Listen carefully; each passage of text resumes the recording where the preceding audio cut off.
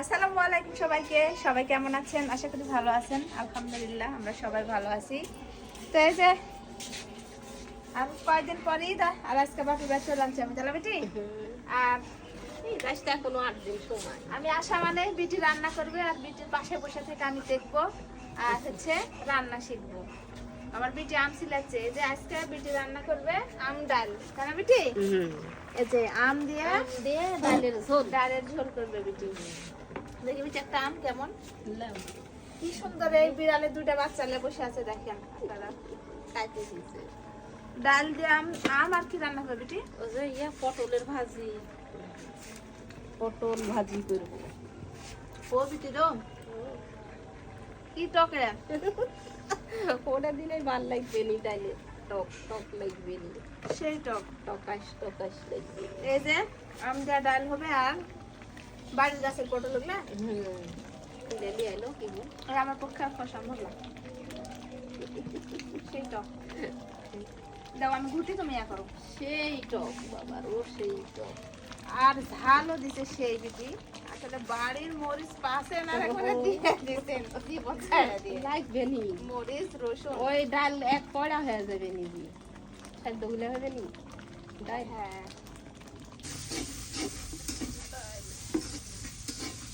তেল আর কি লাগবে না কি? হ্যাঁ তেল আর কি দেবো? দিব আগে না ইয়াতে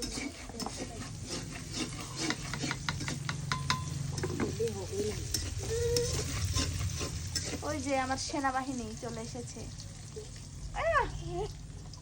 আসিছেন না বাহিনী জাল দাও বেশি দাও।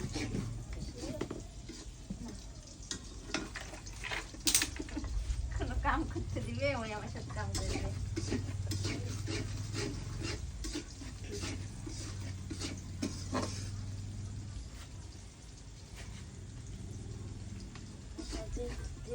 জিরা যাও, জিরা নাই, কাঁচা জিরা নষ্ট হবে না।